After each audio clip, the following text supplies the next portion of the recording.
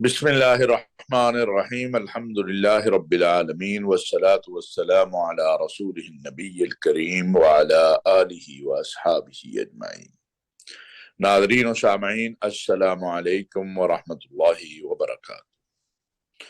ناظرین، اللہ رب العزت سے دعا ہے کہ رب کریم آپ کو اور ہم سب کو اپنے حفظ و امان میں رکھے، ہر طرح کے شرور سے محفوظ رکھے، ہماری صبح و شام اپنی مرضی کے مطابق بنا دے۔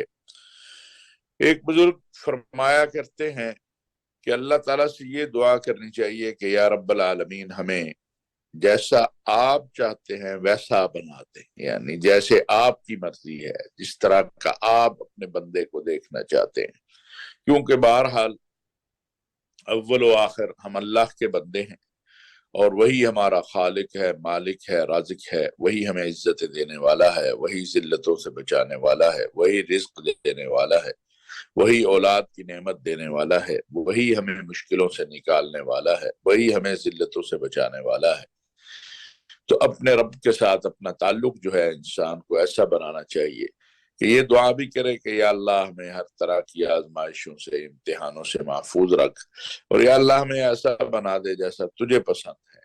ہم اپنے پیارے نبی حضرت محمد مصطفیٰ احمد مجتبیٰ صلی اللہ علیہ وسلم کی سیرت طیبہ پہ عمل کرنے والے بنے، کیونکہ ہمارے لیے تو لقد کان لکم فی رسول اللہ اسوۃ حسنہ، ہمارے لیے رسول اللہ صلی اللہ علیہ وسلم کی زندگی بہترین نمونہ ہے۔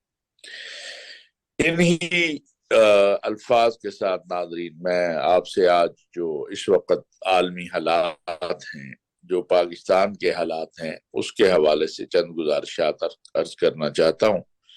جیسا کہ میں نے کل عرض کیا تھا کہ ایک بہت بڑی ڈیولپمنٹ جو ہے وہ اس وقت خلیجی عرب ممالک میں ہوئی ہے، اور وہ ہے اپنا چین کے صدر کا سعودی عرب کا دورہ، اور پھر وہاں پر جو سعودی قیادت جو ہے اس کے ساتھ جس انداز میں مذاکرات اور اس کے نتیجے میں بہت ساری چیزیں ہمارے سامنے آئی ہیں۔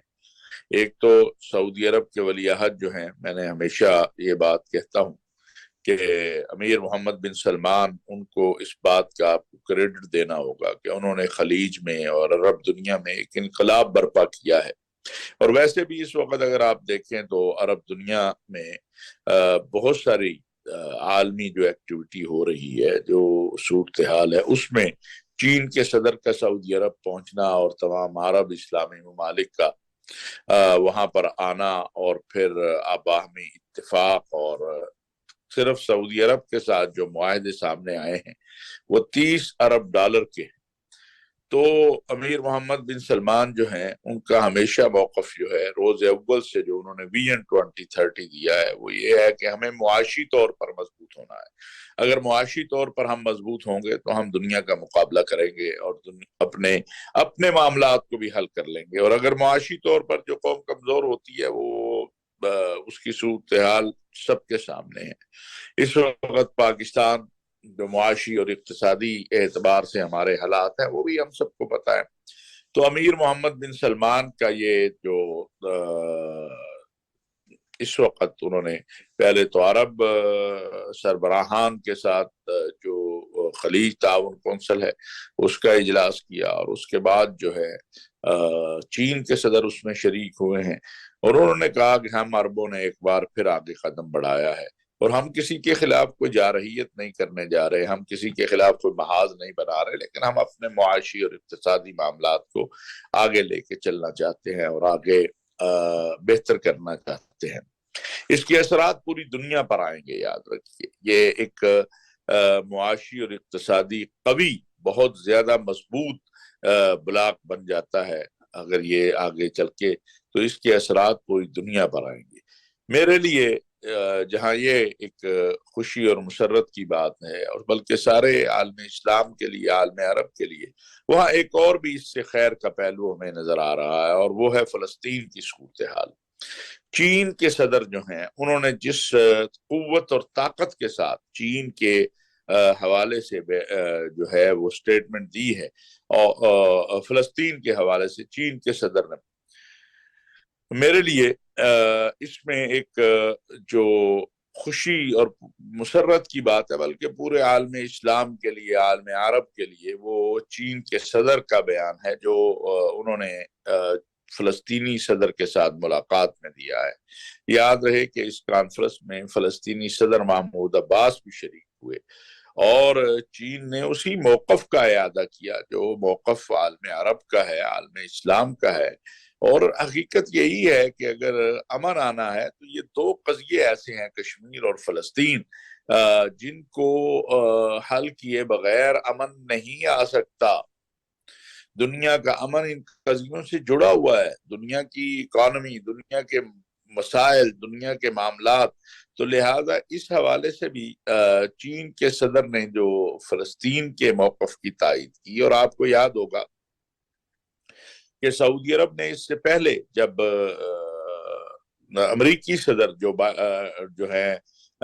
بائیڈن آئے تھے جدہ میں، تو اس وقت بھی جو کانفرنس کی تھی اس میں تمام ان عرب ملکوں نے بھی جنہوں نے اسرائیل کو تسلیم کیا ہے یا اسرائیل سے تعلقات قائم کیے ہیں، انہوں نے بھی جس شدت کے ساتھ اور قوت کے ساتھ فلسطین کی بات کی تھی وہ کسی سے مخفی نہیں ہے. اور بعض لوگوں کے لیے تو یہ غیر متوقع بات تھی کہ وہ ممالک جو اسرائیل سے تعلقات قائم کر چکے ہیں وہ بھی فلسطینیوں کی بات کر رہے ہیں. تو بہرحال یہ جو نئی صورتحال ہے، اس کو دنیا میں بہت سی باتیں ہو رہی ہیں، لیکن میں نے جیسے پہلے عرض کیا کہ سعودی عرب کے ولی عہد جو ہیں امیر محمد بن سلمان، وہ اپنا ایک ویژن لے کے چلتے ہیں، وہ اپنی ایک سوچ لے کے چلتے ہیں، وہ اپنی ایک فکر لے کے چلتے ہیں. اور یہی وجہ ہے کہ وہ کسی سے خوفزدہ بھی نہیں ہوتے ہیں، اور بڑے جرات کے ساتھ اور ہمت کے ساتھ وہ معاملات کو آگے لے کر جو ہے وہ چلتے ہیں. اس ساری صورتحال میں آپ نے دیکھا ہوگا کہ بہت ساری خبریں آ رہی ہیں کہ اس نئے مضبوط اقتصادی معاشی اتحاد سے امریکہ کا رد عمل کیا ہوگا. چونکہ روس سے تو پہلے ہی سعودی عرب کے بہت اچھے تعلقات ہیں، اور روسی صدر جو ہے ولادیمیر پوٹن اور امیر محمد بن سلمان کے درمیان جو ہے وہ روابط، وہ سب کو پتہ ہے کہ بہت اچھے تعلقات ہیں. اور بلکہ اگر آپ دیکھیں تو یوکرائن کی جنگ میں جو قیدیوں کے حوالے سے پیش رفت ہوتی ہے، کوئی مہینہ پہلے بھی ہوئی تھی، پھر ابھی ہوئی ہے، اس میں سعودی عرب نے بہت اہم کردار ادا کیا، اور جنگی جو برطانوی کچھ تھے وہاں لوگ یا کچھ اور، ان کو نکالنے میں اور قیدیوں کے حوالے سے جو ابھی بھی ایک پیش رفت ہوئی ہے. تو یہ ایک بڑا ہی واضح اشارہ ہے کہ ہم اپنے قدموں پہ کھڑے ہو کے سب سے تعلقات چاہتے ہیں، لیکن اپنے مفادات ہمارے لیے اہم ہیں. اور یہ بات سعودی عرب کے وزیر خارجہ جو ہیں امیر فیصل بن فرحان، انہوں نے کہی ہے کہ ہم قطعی طور پر کوئی امریکہ سے اپنے تعلقات کمزور نہیں کر رہے، یا امریکہ سے ہم اپنے تعلقات کو جو ہے وہ غیر مستحکم نہیں کر رہے. ہم امریکہ سے بھی تعلقات رکھیں گے، اور یہ جو معاشی اور اقتصادی طور پہ ہم آگے بڑھ رہے ہیں چائنا کے ساتھ، اور چینی صدر کا سعودی عرب میں آنا ہے، ہم اس کو بھی آگے لے کر چلیں گے. دنیا میں خارجہ پالیسی، داخلہ پالیسی، آپ کی معاشی اقتصادی پالیسی، معاشرتی پالیسی، اس کی بنیاد جو ہوتی ہے وہ آپ کے مفادات کی بنیاد ہوتی ہے. آپ کے جو جسے آپ کہتے ہیں آپ کی مصلحتیں اور آپ کے مفادات آپ کے سامنے ہوتے ہیں. یہ نہیں ہوتا ہے کہ آپ لوگوں کو دیکھتے ہیں کہ لوگ کیا کر رہے ہیں، آپ دیکھتے ہیں کہ اس پالیسی سے میرے ملک کو، میری قوم کو کیا فائدہ ہوتا ہے. ہمارے ہاں بدقسمتی ہے چونکہ ہم ہمیشہ استعمال ہو گئے، یا اپنے مجبوریوں کے ناطے، کیونکہ ہم ہمیشہ ہی امداد لینے والے بنے، قرض لینے والے بنے، تو ہمیں استعمال کیا بھی گیا. لیکن پاکستان کو بھی ایک آزاد خود مختار پالیسی کی ضرورت ہے، جس طرح کی میں نے بات کی کہ سعودی عرب اس وقت ہمارے سامنے ہے، اور بالکل واضح جو ہے کہیں پہ انہوں نے اپنی اقدار، اپنی معاش، اپنے اقتصاد، اپنی قوم پہ کمپرومائز نہیں کیا۔ قطر دیکھ لیں آپ، ابھی ورلڈ کپ وہاں ہو رہا ہے جو فٹ بال کا، بڑا پراپوگنڈا کیا گیا، بہت کچھ کہا گیا، انہوں نے کہا ہم اپنی اقدار اور اپنے دین کو نہیں چھوڑ سکتے ایک 45 دن کے ایونٹ کے لیے یا 40 دن کے ایونٹ کے لیے، یا ایک ٹھیک ہے فٹ بال بہت بڑا ایونٹ ہے، ورلڈ کپ فٹ بال کا قطر میں ہونا، یہ میں نے پہلے بھی ایک بار عرض کیا تھا، ایک دو بار، کہ یہ اعزاز کی بات ہے قطر کے لیے، عالم عرب کے لیے، عالم اسلام کے لیے بھی اس طرح کی، لیکن انہوں نے کہا ہم اپنی اقدار پہ کمپرومائز نہیں کریں گے، ہم وہ چیز جس کی شریعت اجازت نہیں دیتی ہے وہ نہیں ہونے دیں گے، وہ چیز جس کی ہماری اقدار اجازت نہیں دیتی ہیں وہ نہیں ہونے دیں گے۔ تو اللہ تبارک و تعالی ہمیں بھی توفیق دے، ہم ایک مضبوط قوم ہیں، ایک مضبوط فوج ہے ہمارے پاس، ہم نے دنیا اسلام کی 8ویں قوت ہیں، صرف ہمیں آپس میں سر جوڑ کر بیٹھنے کی ضرورت ہے، اگلے 25 سال کا ایک معاہدہ کرنے کی آپس میں ضرورت ہے کہ کوئی بھی برسر اقتدار ہو، کسی کو بھی عوام منتخب کرے، ایک تو یہ طے ہونا چاہیے کہ جس کو عوام منتخب کرے وہی آئے گا، الیکشن میں، انتخابی نظام میں اصلاحات جو ہیں وہ ہوں، تو ہم بھی ایک آزاد خود مختار خارجہ پالیسی تشکیل دیں، اپنے مفادات کو سامنے رکھیں۔ ناظرین، ملک کی ہماری جو اندرونی صورتحال ہے وہ بھی انہی مسائل سے جڑی ہوئی ہے، ہم نے سعودی عرب سے تعاون طلب کیا ہے، باقی بھی دوستوں سے کہا ہے، لیکن سعودی عرب سے وفاقی وزیر خزانہ اسحاق ڈار صاحب نے گزشتہ دنوں ملاقات کی، سعودی سفیر جو ہیں ہمارے ملک میں، جن کے بارے میں ہمیشہ کہتا ہوں کہ وہ پاکستان کے سفیر ہیں ریاض میں، اور ریاض کے سفیر ہیں پاکستان میں، نواف سعید المالکی صاحب سے، اور ان کو جو ہے جو اس وقت کے حالات ہیں اس کی روشنی میں تعاون کا کہا ہے، اور سعودی وزیر خزانہ نے بھی کہا ہے کہ ہم انشاءاللہ تعاون کریں گے۔ اب یہ تعاون ہم کب تک لیتے رہیں گے؟ کب تک ہم امداد مانگیں گے؟ کب تک ہم قرض مانگیں گے؟ یہ سوچنے کی بات ہے، یہ وہ واحد نقطہ ہے جس کے اوپر ہمارے ملک کی سیاسی مذہبی قیادت کو سوچنا چاہیے، قوم کے لیے، وطن کے لیے۔ پاکستان اگر معاشی طور پر غیر مستحکم خدا نخواستہ ہو گیا تو پھر آپ کس پہ حکومت کریں گے؟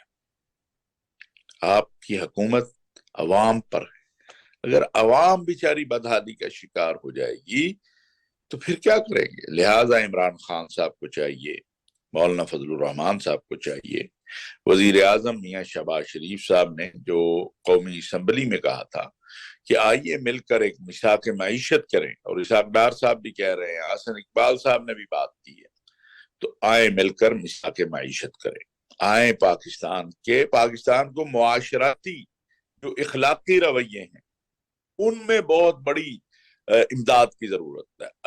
کس چیز کی امداد کی؟ باہر سے نہیں، اندر سے، آپس میں بیٹھنے کی ضرورت ہے، ہماری اقدار، ہماری تہذیب، ہماری ثقافت، ہماری نوجوان نسل، اخلاقیات، اس کی بحالی کی ضرورت ہے۔ حضرین، یہ ہم ایک بحرانوں میں ہیں گرے ہوئے، کرپشن، جینون کرپشن کے خاتمے کی کوشش کی ضرورت ہے۔ یہ نہیں ہے کہ اگر پی ٹی آئی آئے وہ نون لیگ کو پکڑ لے، نون لیگ آئے تو وہ پیپلز پارٹی کو پکڑ لے، پیپلز پارٹی آئے تو وہ جمعیت علماء کو پکڑ لے، نہیں، ایک میثاق کریں کہ نظام انتخابات، نظام عدل، نظام احتساب، اور نظام معاشرت، نظام اقتصاد، معاش، اور طے کرے کہ جو بھی کرپشن کرے گا، جو بھی کرے گا، وہ ہمارا ہو یا بیگانہ، اس کو نہیں چھوڑیں گے، اس کے خلاف ایکشن ہوگا۔ ماضی کا بھی بیٹھ کے آپ طے کر سکتے ہیں کہ سارے بیٹھ جائیں، اپنے وطن کے لیے بیٹھنا نا، اپنی قوم کے لیے بیٹھنا. اگر کسی کو کچھ دینا بھی پڑتا ہے ملک اور قوم کو تو دے دے. اسی ملک اور قوم سے کمایا, اسی ملک اور قوم نے آپ کو عزت احترام دی ہے نا, اس وقت اس کی ضرورت ہے. سعودی عرب کی مثال آپ کے سامنے ہے.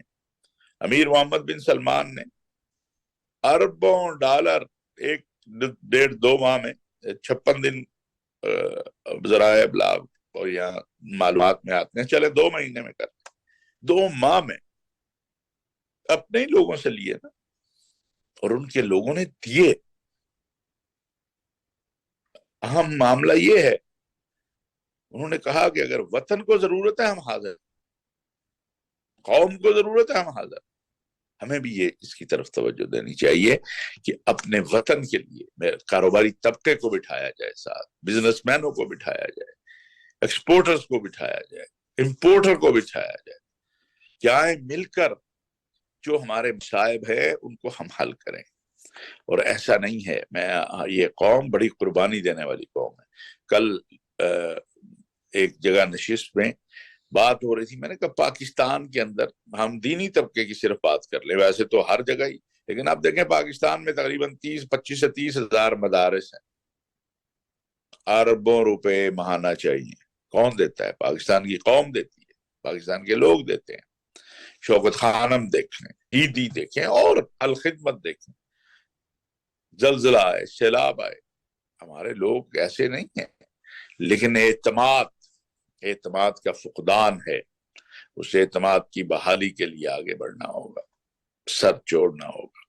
اگر ہم سر جوڑ کر بیٹھیں, ہم آپس میں طے کر لیں کہ نہیں بھائی بہت ہو گئی, اب ہمارے وطن کو, ہماری قوم کو ہماری ضرورت ہے, تو انشاءاللہ ان مسائل سے ہم نکل سکتے ہیں, ان بحرانوں سے ہم نکل سکتے ہیں. مہنگائی کا جو اس وقت ایک عذاب ہے, اس سے نکلنے کے لیے آپ کو صرف باتوں سے بات نہیں بنے. آج انتخابات کر لیں, کون سا ایسا فارمولا ہے کہ جس سے معیشت انتخابات کے اعلان ہونے سے مضبوط ہو جائے گی؟ طے کر لینا, قربانی دیں تھوڑی سی. اور وہ قربانی یہ ہے کہ بھائی اپنے وقت پہ انتخابات ہو جائیں, اس وقت تک ہم ایک دوسرے سے تعاون کرتے ہیں. منشور اپنا اپنا لے کے جائیں گے قوم کے پاس, دستور اپنا اپنا لے کے جائیں گے قوم کے پاس, لیکن اس وقت تک کے لیے ہم آپس میں مل بیٹھتے ہیں, مل بیٹھ کے طے کر لیتے ہیں کہ کس نے کیا کرنا ہے.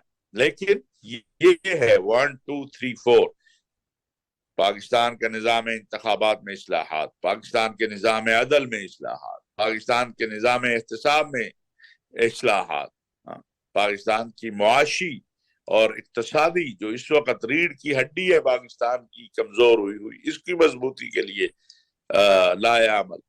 یہ چیزیں طے کر لیں. معاشرہ, آبادی,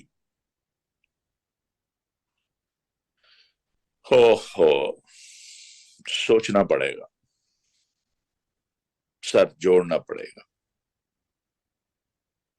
ہم تو عرض ہی کر سکتے ہیں. اور قوموں کو دیکھیں, ابھی میں نے جو شروع میں کیا, سعودی عربی کو دیکھ لیں. ایک ویژنری نوجوان لیڈر جو ہے, وہ آپ دیکھیں کس طرح چیزوں کو لے کے آگے بڑھ رہا ہے. باقی ممالک دیکھیں, قطر دیکھیں, امارات دیکھیں, اپنے پڑوس میں دیکھیں, چائنا دیکھیں. تو یہ ساری چیزیں ممکن ہیں, مایوسی کی بات نہیں ہے, نہ مایوس ہونا چاہیے. اللہ سے ہر وقت ہمیں دعا بھی کرنی چاہیے, اپنے اعمال بھی ٹھیک کرنے چاہیے, اپنے معاملات بھی ٹھیک کرنے چاہیے. تو انشاءاللہ اللہ کی مدد ضرور آئے گی, معاملات ضرور بہتر ہوں گے, حالات ضرور ٹھیک ہوں گے. لیکن اس کے لیے ہمیں اپنی اناؤں کی قربانی دینی ہوگی. اگر ہم اپنی اناؤں کی قربانی دے دیں, اور ہم اپنے وطن کے لیے دے رہے ہیں, کسی کے لیے نہیں دے رہے. آپ مت بیٹھے, آپ کو اپنی ذات کے لیے تو نہیں کہہ رہے نا کہ آپ حکومت کے ساتھ بیٹھے. آپ کو آپ کے وطن کے لیے کہا جا رہا ہے, آپ کی قوم کے لیے کہا جا رہا ہے. آج یہی چند گزارشات ہیں, انشاءاللہ اگلے ہفتے انہی موضوعات پر جو ڈیولپمنٹ ہوں گی اس کے حوالے سے انشاءاللہ بالتفصیل بات ہوگی۔ دعا یہ ہے کہ رب العزت ہمارے لیے آسانیاں پیدا کرے، راحتیں پیدا کرے۔ اور ناظرین ایک بات جاتے جاتے کہوں کہ یہ جو افواہ سازی ہے اس سے دور رہیے۔ ہمارے دشمن بڑی پلاننگ کے ساتھ پاکستان میں بدامنی پیدا کرنے کے لیے، قوم کو تقسیم کرنے کے لیے صبح و شام مصروف ہیں۔ ہم نے تقسیم نہیں ہونا، باہمی اتحاد سے ہم نے آگے بڑھنا ہے۔ اللہ رب العزت ہمارے لیے آسانیاں پیدا فرمائے۔ وما علینا الا البلاغ۔